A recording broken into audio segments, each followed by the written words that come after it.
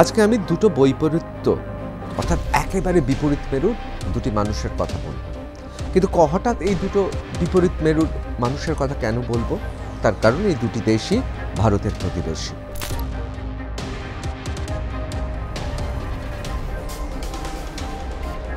First female prime minister after deadly unrest. Deadly unrest কেন আমরা সবাই জানি। যেভাবে জেন জি জেনারেশন জেড যেভাবে গর্জে উঠেছিল নেপালে, একটা সমুদ্রের উচ্ছ্বাসের মতো ভাসিয়ে নিয়ে গিয়েছিল নেপালের প্রশাসন। নেপালের গোটা মন্ত্রিসভা ভেসে গেছে। নেপালের প্রধানমন্ত্রী, তাকে বিদেশে অন্যত্র পালাতে হয়েছে। নেপালের অর্থমন্ত্রী আপনারা দেখেছেন কি মারটাই না খেয়েছেন।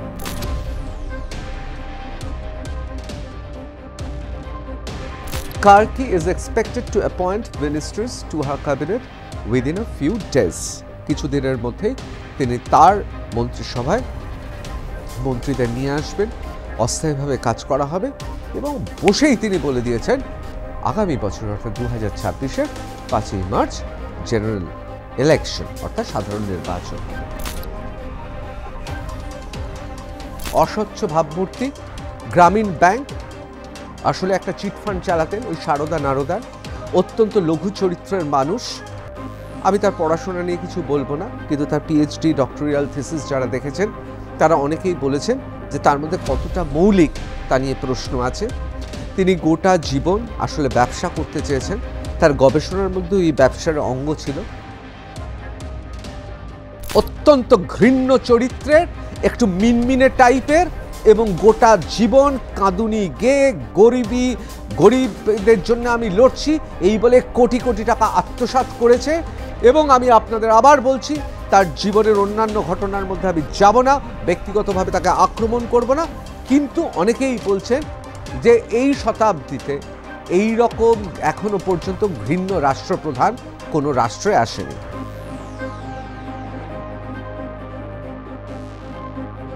তিনি নেপালে হিমালয়ের কন্যার মতোই, হিমালয়ের কন্যা নেপালকে বলা হয়, আর তিনি নিজেও হিমালয়ের কন্যা। তিনি গণতন্ত্রের সইতে প্রদীপটাকে জ্বালাচ্ছেন।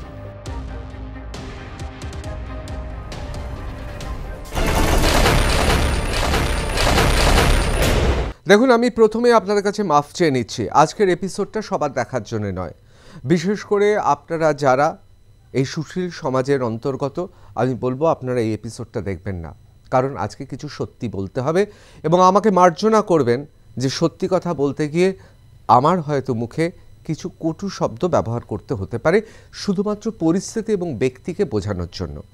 আজকে শুরুতেই বলি, আজকে কিন্তু গোপাল আর রাখালের গল্প। গোপাল আর রাখালের কথা বলছি কেন? আমরা সবাই জানি যে বিদ্যাসাগরের সে বর্ণপরিচয় পরিষ্কার লেখা ছিল, গোপাল বড় সুবোধ বালক ছিল। আজকে এরকম একজন সুবোধ বালিকার কথা বলবো। আর রাখাল তার দুষ্টুমির মধ্যে একটা নির্মল আনন্দ দিয়েছে আমাদের। কিন্তু আজকে আপনাদের একটা হীন মনুষ্যের কথা বলবো, যেই হীন মনুষ্য তার ডিগ্রি, তার পুরস্কার, তার চিটফান্ড শুধুমাত্র নিজের ভোগের জন্য ব্যবহার করেছে। এই নিজ ব্যক্তি, তার কোনো ধর্ম নেই, তিনি ধর্মকে বারবার ব্যবহার করেছেন নিজের সুবিধার জন্য। আজকে আমি দুটো বৈপরীত্য অর্থাৎ একেবারে বিপরীত মেরুর দুটি মানুষের কথা বলবো। কিন্তু হঠাৎ এই দুটো বিপরীত মেরুর মানুষের কথা কেন বলবো? তার কারণ এই দুটি দেশই ভারতের প্রতিবেশী। এই দুটি দেশেই এখন অস্থায়ী সরকারের রাষ্ট্রপ্রধান তারা দুজন। সুতরাং তুলনা করাটা বোধহয় খুব একটা অযৌক্তিক হবে না। এই তুলনার মধ্য দিয়ে আমরা কাউকে অপমান করতে চাই না, ব্যক্তিগতভাবে আমাদের কারোর প্রতি রাগ নেই, কিন্তু আমাদের নৈবক্তিক হতে হবে। আমি ঋতব্রত ভট্টাচার্য, শুরু করছি রণক্ষেত্র। Comparison between Sushila Karki and doctor Yunus. মানে সুশীলা, যিনি অত্যন্ত সুশীল জীবনযাপন করেন, এবং অন্যদিকে ইউনুস, যিনি ভোগবাদে বিশ্বাস করেন। অসম্ভব ভোগবাদী একটি মানুষ, ভোগের চূড়ান্ত জায়গায় তিনি পৌঁছে গেছেন। দেখুন, ভোগ মানেই আমরা ভাবি খাবার দাবার খাওয়া, ভোগ মানেই আমরা কি ভাবি অবাধ যৌনতা। ভোগ মানে শুধুমাত্র কিন্তু এসব নয়, এসব তো আছে, এর বাইরেও কিন্তু ভোগের বৃত্তটা কারোর কাছে অনেক অনেক তার পরিধিটা বিস্তৃত। আজকে সেই নিয়ে আলোচনা করব। অবশ্যই ব্যক্তিগতভাবে ইউনূসের নিষিদ্ধ গোপন জীবন নিয়ে আমি সেইভাবে আলোকপাত করব না, শুধুমাত্র আলোচনার খাতিরে কিছুটা হয়তো তার ব্যক্তিগত জীবন আমাকে বলতে হবে। প্রথমেই চলে আসি এই দুজনের তুলনা। প্রথমে দেখুন, Nepal gets first female prime minister after deadly unrest. Deadly unrest কেন আমরা সবাই জানি, যেভাবে জেনজি জেনারেশন জেড যেভাবে গর্জে উঠেছিল নেপালে, একটা সমুদ্রের উচ্ছ্বাসের মতো ভাসিয়ে নিয়ে গিয়েছিল নেপালের প্রশাসন। নেপালের গোটা মন্ত্রিসভা ভেসে গেছে। নেপালের প্রধানমন্ত্রী, তাকে বিদেশে অন্যত্র পালাতে হয়েছে। নেপালের অর্থমন্ত্রী আপনারা দেখেছেন কি মারটাই না খেয়েছেন। ঠিক এই ডেডলি আনরেস্টের সময় নেপাল কি পেল? নেপাল পেল তার প্রথম মহিলা প্রধানমন্ত্রী। Nepal's former Supreme Court Chief Justice Sushila Karki has become the country's interim Prime Minister after deadly anti-corruption protest ousted the government. গভর্নমেন্টকে উপড়ে তুলে ফেলে দিয়েছে এবং দুর্নীতির বিরুদ্ধে সরব হয়েছে। নেপো বেবিদের কথা আপনারা জানেন, অর্থাৎ নেপালের সেই সমস্ত ভিভিআইপি যেখানে মন্ত্রী থেকে আমলা থেকে ব্যবসায়ী থেকে শুরু করে ক্ষমতাসীন গোষ্ঠীর ছেলে মেয়েরা সামাজিক মাধ্যমে একের পর এক পোস্ট করছিল। কি পোস্ট করছিল? তাদের বিলাসবহুল জীবনযাত্রা। সাধারণ মানুষ তাদেরকে খেপে গিয়েছিল এবং আগুনে ঘিয়ের মতো এসে পড়েছে ১৯ জন, মতান্তরে ২০ জনের মৃত্যু। সঙ্গে সঙ্গে জেনজি অর্থাৎ নেপালের যুব সম্প্রদায় তারা খেপে উঠেছে। স্কুলের ইউনিফর্ম পরে ছাত্রছাত্রীরা তারা রাস্তায় বেরিয়েছে। তাদের একটাই দাবি ছিল যে এই মন্ত্রিসভা, প্রধানমন্ত্রী, এই ক্ষমতাসীন গোষ্ঠীকে যেতে হবে, দেশে ন্যায় প্রতিষ্ঠা করতে হবে, একজন সৎ মানুষকে দরকার রাষ্ট্রপ্রধান রূপে। এবং এই অস্থায়ী সরকারের রাষ্ট্রপ্রধানকে তিনি হচ্ছেন সুশীলা কার্কি। নেপালি ইতিহাস রচনা হলো, অর্থাৎ নেপালের প্রধানমন্ত্রী হিসেবে তিনি শপথ নিলেন গোটা নেপালের জনগণ। তারা যাকে সৎ, যার ভাবমূর্তি সৎ, যিনি বিদ্বান, বিদুষী, বুদ্ধিমতী, তার হাতে নেপালের ক্ষমতা এলো। The 73-year-old was sworn in during a brief ceremony, becoming the first woman to lead impoverished Himalayan nation after a deal was reached with protest leaders. Earlier on Friday, President Ramchandra Paudal's press advisor had confirmed to the BBC that Karki would take the oath of office that evening. দেখুন, এই যে শপথ নিয়েছে, এই শপথ নেওয়াটা, তিনি যে শপথ নিলেন, এই শপথটা গোটা নেপালবাসী স্বাগত জানিয়েছে। তার কারণ স্বচ্ছ ভাবমূর্তি, বিচার ব্যবস্থায় ছিলেন এবং অত্যন্ত দক্ষ, বিচক্ষণ এবং নেপালের সুপ্রিম কোর্টের প্রধান বিচারপতি ছিলেন। Parliament was dissolved late on Friday and it was announced the general elections would be held on 5th March next year. Karki is expected to appoint ministers to her cabinet within a few days. কিছুদিনের মধ্যেই তিনি তার মন্ত্রিসভায় মন্ত্রীদের নিয়ে আসবেন, অস্থায়ীভাবে কাজ করা হবে এবং বসেই তিনি বলে দিয়েছেন আগামী বছর অর্থাৎ 2026-এর 5ই মার্চ জেনারেল ইলেকশন অর্থাৎ সাধারণ নির্বাচন হবে। একদম সাচ্চা মানুষ, যেমন ভাবমূর্তি সাচ্চা, তেমন মাথা উঁচু করে চলেন এবং ক্ষমতায় এসেই প্রথমেই তিনি ঘোষণা করে দিয়েছেন না, এই অস্থায়ী ব্যবস্থাতে তিনি নেপালকে কষ্ট দিতে চান না, নিজের কোনো ক্ষমতা ভোগ দখলের ইচ্ছে নেই, 5ই মার্চ নির্বাচন হবে। অন্যদিকে কি প্রথম আলো, এটা বিবিসির খবর ছিল, প্রথম আলো কি লিখছে? অন্তর্বর্তীকালে সরকারের প্রধান উপদেষ্টা হিসেবে ডক্টর মোহাম্মদ ইউনূস এবং ছাত্র আন্দোলনের 2 সমন্বয়ক মোট 13 জন উপদেষ্টা হিসেবে শপথ নিলেন। এই হচ্ছে ইউনূস। এই ইউনূস কি? অস্বচ্ছ ভাবমূর্তি, গ্রামীণ ব্যাংক, আসলে একটা চিটফান্ড চালাতেন ওই সারদা নারদার, অত্যন্ত লঘু চরিত্রের মানুষ। আমি তার পড়াশোনা নিয়ে কিছু বলবো না, কিন্তু তার পিএইচডি ডক্টরিয়াল থিসিস যারা দেখেছেন তারা অনেকেই বলেছেন যে তার মধ্যে কতটা মৌলিক তা নিয়ে প্রশ্ন আছে। তিনি গোটা জীবন আসলে ব্যবসা করতে চেয়েছেন, তার গবেষণার মধ্যেও এই ব্যবসার অঙ্গ ছিল। তৃতীয় বিশ্বের দেশ, পিছিয়ে পড়া দেশ, আমি কিছু করতে পারছি না, আমার দেশের টাকা নেই, আমার দেশে দারিদ্র্য এবং গরিবী আমার দেশের আঁশে পৃষ্ঠে জড়িয়ে রয়েছে অক্টোপাসের মতো, তোমরা আমায় ভিক্ষে দাও, এই মন্ত্র নিয়ে নিজে ধনী হয়েছে। চিটফান্ডের মালিক, এবং তার দেশে ভাবমূর্তি উজ্জ্বল ছিল না, তার দেশে ভাবমূর্তি একেবারেই উজ্জ্বল ছিল না।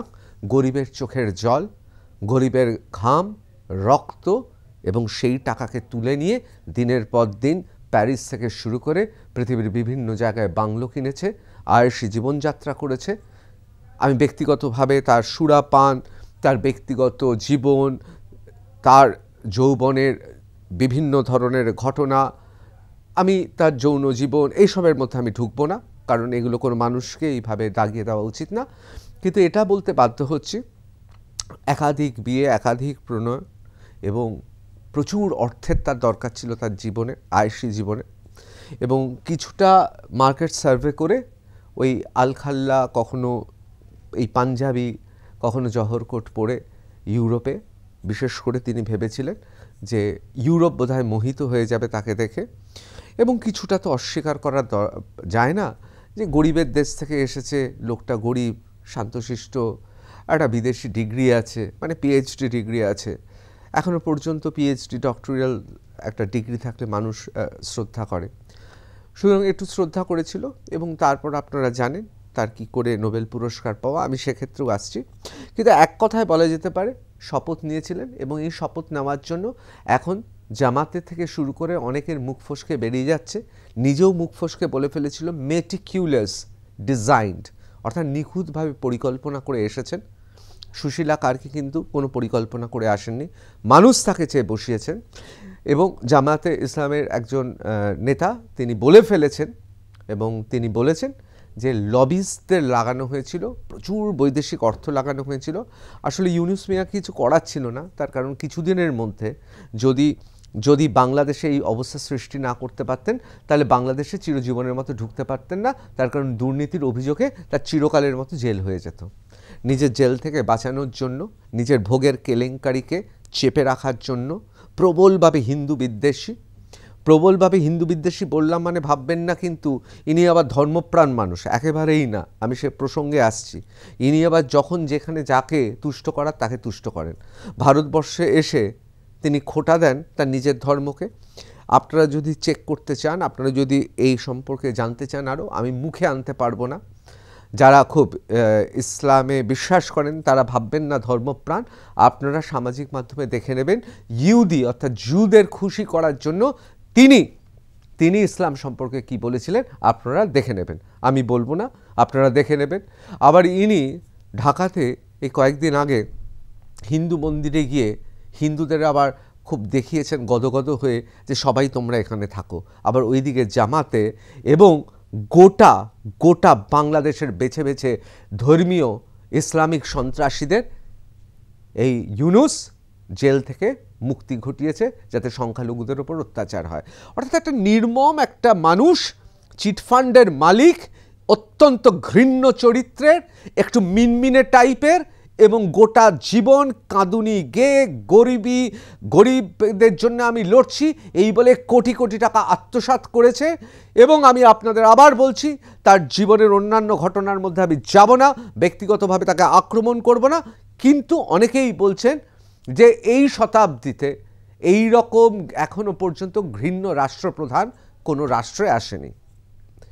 এবার চলে আসি, India committed to Nepal's progress. Prime Minister Modi congratulated new Nepal Prime Minister Sushila Karki. Sushila Karki took the oath as the interim Prime Minister of Nepal yesterday, capping days of speculation over who would head the nation following the collapse of the Oli government. দেখুন, খুব জল্পনা কল্পনা চলছিল, আসলে একবারের জন্যও সুশীলা দেবী তিনি কিন্তু প্রধানমন্ত্রীর দাবিদার বা রাষ্ট্রপ্রধান হবেন, অস্থায়ীভাবে তিনিই থাকবেন, এসব একেবারেই ইচ্ছে প্রকাশ করেনি। তার নাম কিন্তু তালিকাতেও ছিল না, কিন্তু জনগণ তাকে বেছে নিয়েছে। নেবে না কেন? একে মহিলা, অত্যন্ত সম্মানীয় মহিলা, এবং আমিও ব্যক্তিগতভাবে মনে করি যে পুরুষদের তুলনায় অনেক ক্ষেত্রে দেখা যায় মহিলারা, বিশেষত এরকম সুশীলা কার্কিদের মতো মহিলারা, যারা বিদ্যা বুদ্ধি, যাদের গোটা জীবনটাই যেন বলা যেতে পারে একটা সাধনা, তারা যখন ক্ষমতায় আসেন তারা সত্যিকারের মায়ের ভূমিকায় অবতীর্ণ হন। দেখুন, আমি বেশি এখন কিছু বলবো না, কিন্তু এখনও পর্যন্ত সুশীলা কার্কি সম্পর্কে নেপালের মানুষের তাই ধারণা, তিনি মাতৃরূপে নেপালকে এগিয়ে নিয়ে যাবেন। তিনি গদিতে বসেই বলে দিয়েছেন 5ই মার্চে নির্বাচন।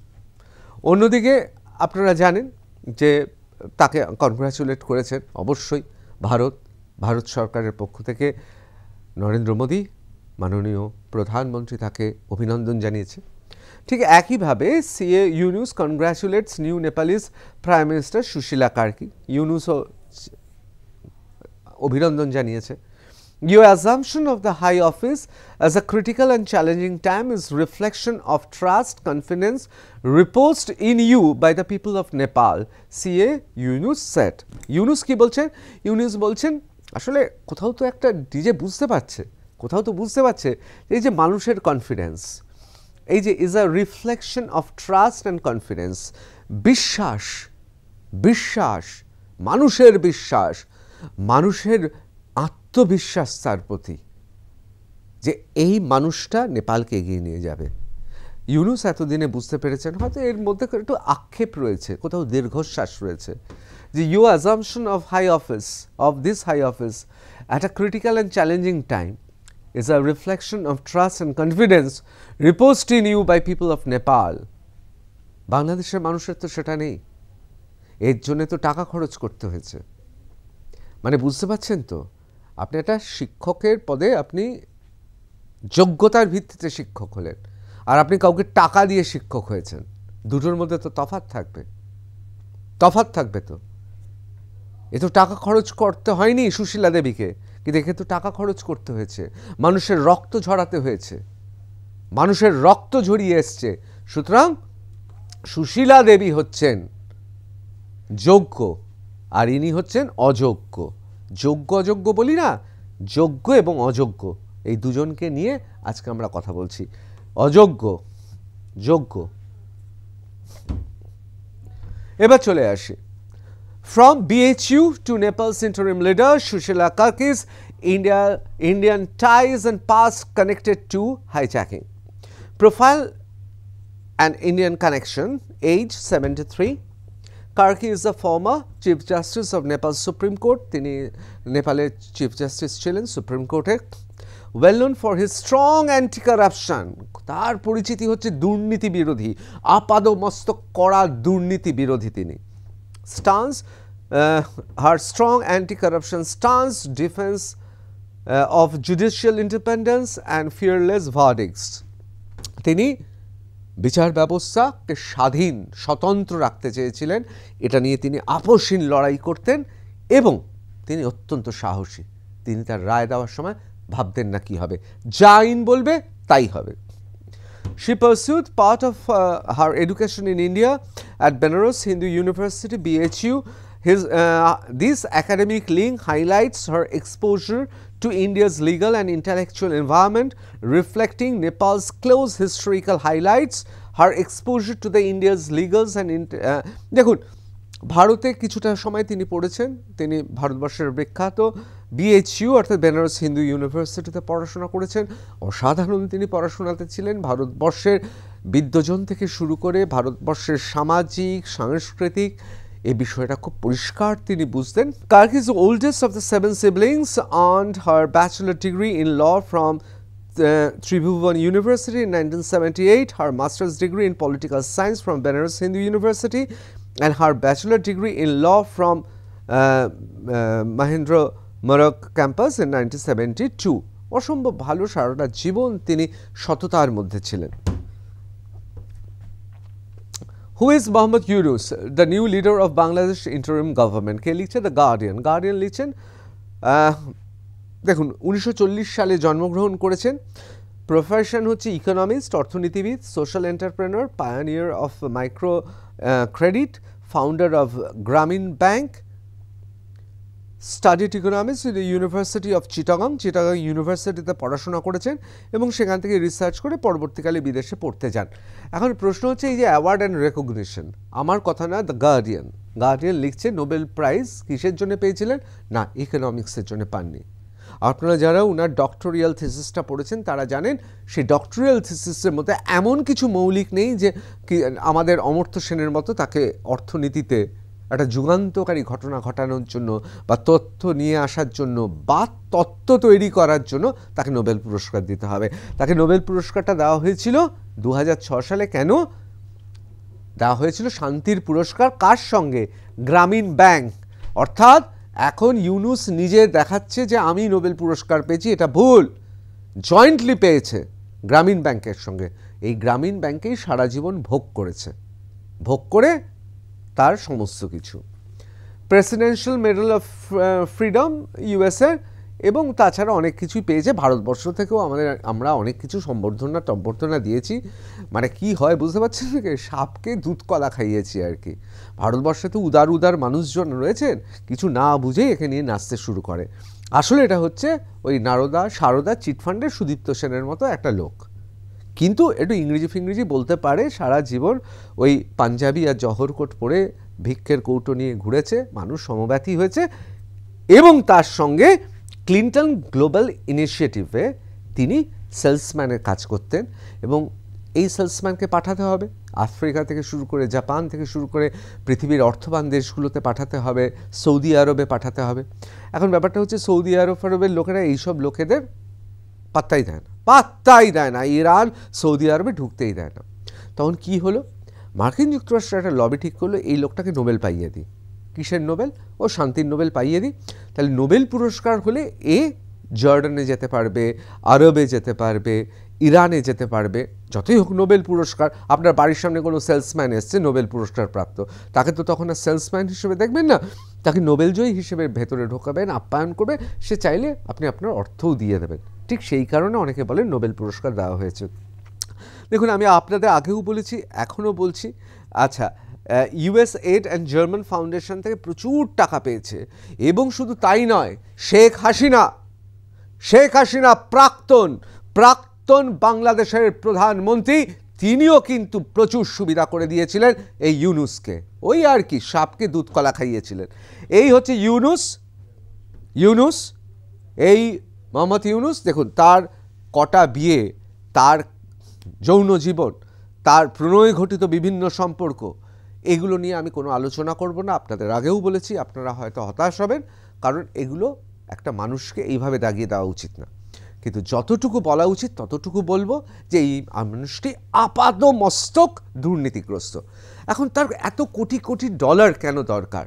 তার কারণ হচ্ছে, আমি যে কারণে আপনাদের তার ব্যক্তিজীবনটার কিছুটা ছুঁয়ে যেতে বাধ্য হয়েছি, তা নাহলে আমি প্রবেশই করতাম না। আসলে বিভিন্ন জায়গায় তার পরিবার রয়েছে এবং তারা বিদেশে বিলাসবহুল জীবনযাত্রা করে এবং তাদের যে ফান্ড প্রত্যেক, আপনারা দেখেছেন নিশ্চয়ই যে উনারই এক নিকট আত্মীয়া কী অবস্থায় রাস্তায় পাওয়া গিয়েছে, আপনারা সামাজিক মাধ্যমে দেখে নেবেন। এদের অর্থ জোগাড়টা কোথা থেকে হবে? সবচেয়ে সোজা উপায়, বাংলাদেশটা বিক্রি করে দাও। তাছাড়া তিনি অনেক টাকা ইনভেস্ট করেছেন বাংলাদেশে ক্ষমতায় আসার জন্য, লবিং করার জন্য, নাহিদ থেকে শুরু করে এই লোকগুলোকে টাকা দিয়ে তৈরি করার জন্য, যেটা আওয়ামী লীগের বোকা সরকার ধরতে পারেনি।